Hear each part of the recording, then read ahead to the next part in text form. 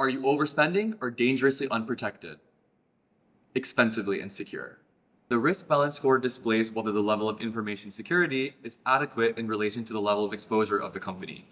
And as I mentioned, Squalify is top-down. So this top-down view really allows for an economic view on investments in information security. And so we're mapping the information security maturity against the exposure level. You don't want to be too far in the top left red section because it might mean that you're underinvested. Your exposure level is too high in relation to your information security maturity.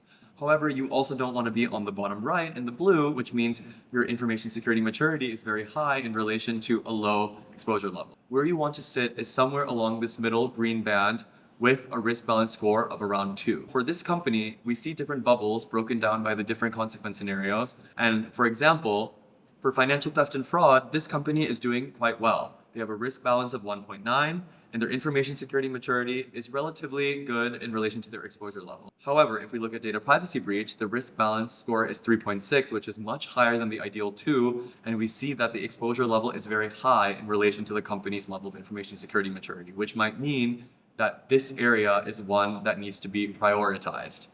Your spend now has context, just numbers, no guesswork.